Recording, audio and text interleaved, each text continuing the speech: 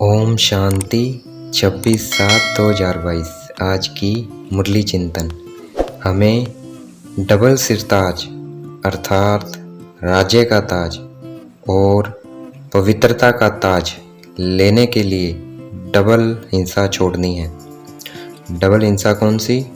लड़ाई झगड़ा और काम विकार छोड़ना है। हम अननोन वॉरियर्स बनकर अर्थात गुप्त पुरुषार्थ से माया दुश्मन पर जीत पाते हैं।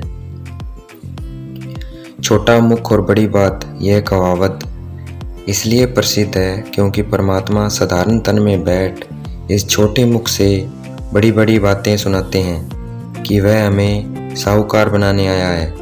हम बच्चे जबरदस्त वॉरियर्स अर्थात लड़ाके हैं। हमें रावण पर जीत पाकर सारे विश्व पर स्वर्ग की स्थापना करनी है। इस छोटे मुख की बड़ी बात पर लोग हंसते हैं क्योंकि वह समझ नहीं सकते। हमारी जैसी बातें कोई नहीं कर सकता। अब हमें निश्चय हो गया है, जिसे हम पतित पावन कहते थे वह बाबा अब आया हुआ है। शिव बाबा को गरीब निवाज भी कहते हैं। अब भारत गरीब है। शिव बाबा गरीब भारत को फिर साहूकार बनाते हैं। स्वर्ग के सामने अमेरिका जो अभी बहुत साहूकार है वह कुछ भी नहीं है। स्वर्ग के सामने इस समय सारा विश्व ही गरीब है। हम महाराजा महारानी कितने साहूकार थे, इसका सबूत है हम भक्ति मार्ग में कितने आलीशान मंदिर बनाते हैं। हम बिगैर लड़ाई झगड़ा दुख की दुनिया को सुख की दुनिया में परिवर्तन कर देते हैं। दुनिया परिवर्तन करने वाले शिव बाबा हैं, श्री कृष्ण नहीं। दुनिया परिवर्तन करने वाले शिव बाबा है, श्री कृष्ण नहीं। शिव बाबा को गॉड कहा जाता है। बाबा कहते हैं जितने हम स्वर्ग के नज़दीक जाएंगे, पुरुषार्थ में उन्नति होती जाएगी, उतने हम घड़ी घड़ी साक्षात्कार करेंगे।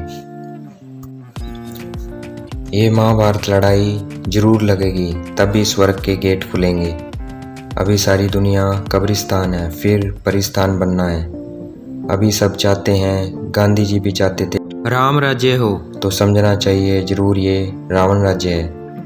कोई मरता है तो कहते हैं स्वर्ग पधारा, तो जरूर अभी नरक में है। अभी हम जीते जी शरीर से मरते हैं स्वर्ग जाने के लिए, ये बात सत्य है। भक्ति में जो मरने के बाद कहते हैं फलाना स्वर्ग पधारा, वो झूठ है। सत्य ये है कि वे नरक में हैं। सत्य ये है कि अभी वे नरक में हैं और स्वर्ग को याद करते हैं, परंतु वहाँ जाते कैसे हैं ये उनको नहीं पता। सिर्फ कह देते हैं। परमात्मा हमें आकर सत्य बताते हैं, स्वर्ग जाने का रास्ता बताते हैं। मनुष्य मरने के बाद जिस हेवन को याद करते हैं उसकी स्थापना शिव बाबा करते हैं। जो सीन जिस समय चलती है फिर बाद में रिपीट होती है, 5000 वर्ष बाद हूबहू रिपीट होती है। ये नॉलेज शास्त्रों में नहीं है और परमपिता परमात्मा के सिवा ये नॉलेज कोई दे नहीं सकता। क्राइस्ट फिर 3000 वर्ष बाद आएगा। अभी क्राइस्ट को आए 2000 वर्ष हुए हैं, तो हो गया 5000 वर्ष का हिसाब। हम श्रीमत पर चल श्रेष्ठ से श्रेष्ठ राजधानी स्थापना कर रहे हैं, ये नशा रहना चाहिए। अभी हम ब्राह्मण रूप में गुप्त रूप में पुरुषार्थ कर रहे हैं, इसलिए अननोन वॉरियर्स हैं। और देवता के रूप में पूजा होती है, मंदिर बनाए जाते हैं, इसलिए वेरी वेल नोन है। अभी हम ब्राह्मण रूप में गुप्त रूप में पुरुषार्थ कर रहे हैं, अर्थात माया रावण से युद्ध कर रहे हैं, इसलिए अननोन वॉरियर्स हैं। और देवता के रूप में पूजा होती है, मंदिर बनाए जाते हैं, इसलिए वेरी वेल नोन है।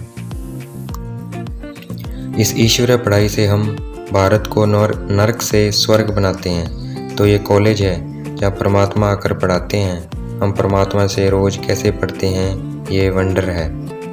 हम अपने जन्मों को नहीं जानते थे, शिव बाबा आकर बताते हैं। निश्चय उनको बैठेगा जिन्होंने 84 जन्म लिए हैं। भगवान की नॉलेज वंडरफुल है, इसलिए कहा जाता है भगवान की गतमत न्यारी। भगवान की नॉलेज वंडरफुल है, इसलिए कहा जाता है भगवान की गतमत न्यारी। सतयुग स्वर्ग में हमारी आयु बड़ी थी। वहाँ मौत से डरते नहीं थे क्योंकि वहाँ पता होता है हम एक शरीर छोड़ दूसरा लेंगे। अगर हम जंगल में जाते हैं, कोई हमारे सामने आएगा तो उसको साक्षात्कार होंगे और वह समझेंगे कोई देवी है, झट भाग जाएंगे। शिव बाबा अपने बच्चों की इतनी संभाल करते हैं, इसलिए हमारा नाम शक्तियाँ गाया जाता है।